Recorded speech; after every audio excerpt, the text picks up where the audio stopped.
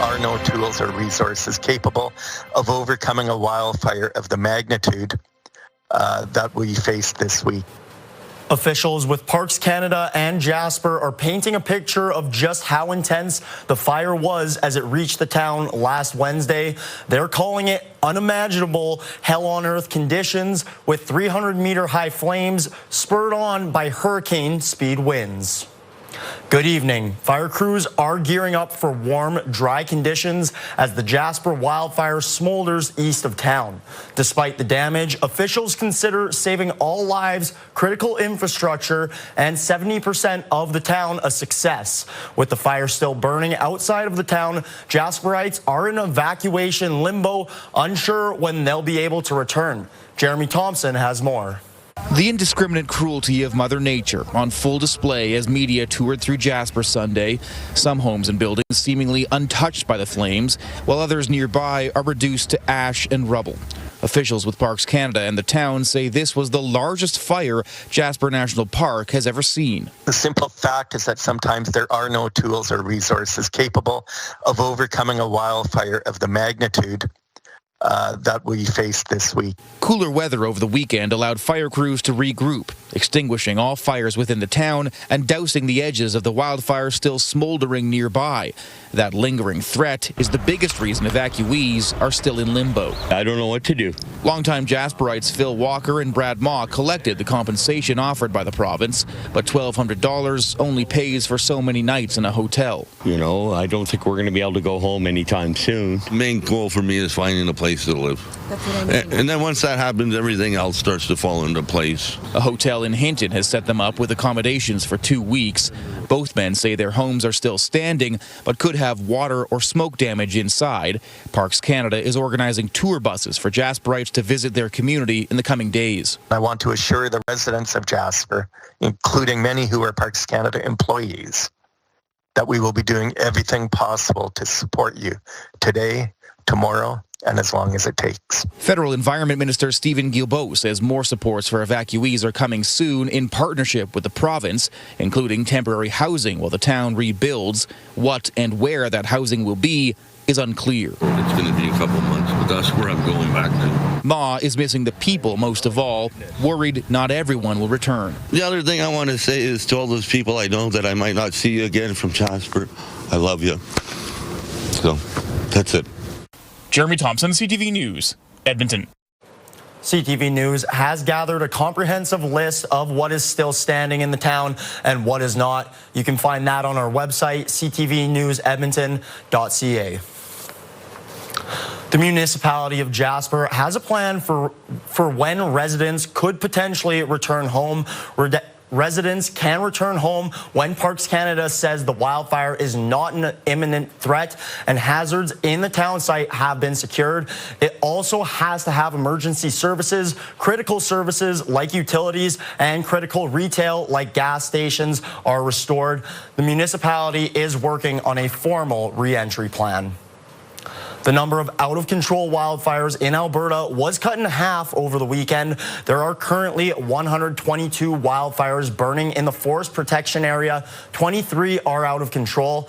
Alberta Wildfire says significant rainfall in the north has been crucial in helping the situation. More than 60 wildfires have been extinguished since Friday morning, including 2 wildfire complexes that started over a year ago. This weekend was a good break from that extreme wildfire conditions we saw earlier last week.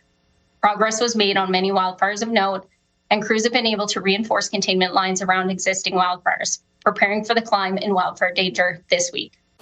The fire ban has been lifted for some parts of the forest protection area. The Grand Prairie, Whitecourt, Edson, and Slave Lake areas are now under a fire restriction. Evacuation orders remain in effect for the municipal district of Bighorn, Chippewan Lake, and the 3 communities that make up Little Red River Cree Nation. More than 200 firefighters from South Africa were in good spirits as they arrived this morning at the Edmonton International Airport. They will be helping with the fire effort across the province. Insurance industry officials are preparing for what's to come. The Insurance Bureau of Canada is among the agencies set up at the Incident Command Center in Hinton. It's planning the re-entry and rebuilding process and coordinating with officials on the insurance response. All standard homeowners and tenants insurance policies cover wildfire damage and are entitled to costs associated with being evacuated. People are advised to contact their insurer right away if they haven't already. A lot of times the insurance companies will front you some of those evacuation expenses. People may not have the financial means to be paying thousands of dollars in hotel expenses. So that's where they can forward funds electronically or other means. And that has been happening quite often. IBC says it's far too early to say what the insured damages may amount to. Adjusters can't get in until people are allowed back. The agency says thousands of people have already started the claims process. People who live in Jasper are looking to rebuild, and Albertans are ready to help. As Miriam Valdez-Carletti reports, many fundraisers and campaigns are already underway to help Jasperites get back on their feet. Albertans are ready to remove this rubble and help bring Jasper back to its former glory. The Canadian Red Cross has dubbed Wednesday the Alberta Day of Caring for Jasper. Canadians are so generous. Whenever they see someone go through a crisis, they want to help. People can donate by bringing their bottles and cans to any bottle depot by saying these are for Jasper. The Red Cross says every single radio station in the province is also participating. Everybody might think that we all compete against each other, which we do essentially, but we're all coming together. And this is, what Alberta does too, is when something like this happens, everybody comes together.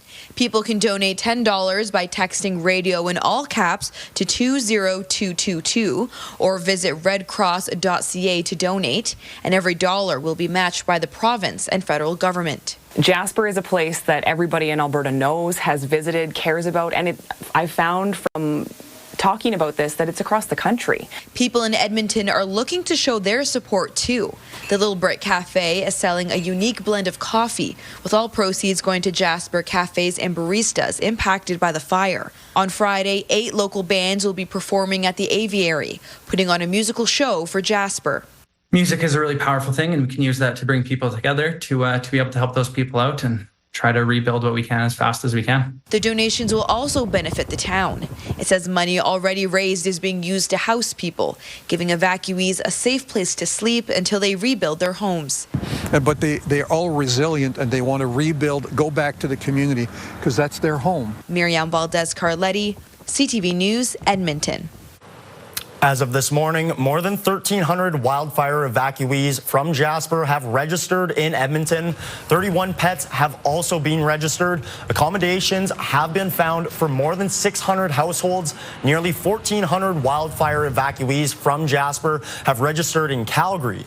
While the Edmonton Evacuation Center is still open 24 hours a day, the one in Calgary is now only operating from 8 o'clock in the morning until midnight. Parks Canada says much like the town of Jasper, its wildlife will recover from the wildfire. A grizzly and her cubs tracked by Parks staff were recently spotted and appear to be okay. As Amanda Anderson reports, there's another important bear in the community that has survived. People weren't the only ones fleeing when wildfires hit Jasper National Park. Parks Canada was able to track grizzly number 222 using a GPS collar and say she took her 2 cubs to a wet spot near the Athabasca River to seek refuge. They were recently spotted on the Jasper Park Lodge grounds and appear very healthy. Officials say there's a team on the lookout for animals hurt by the fire, adding they have found some that did not survive.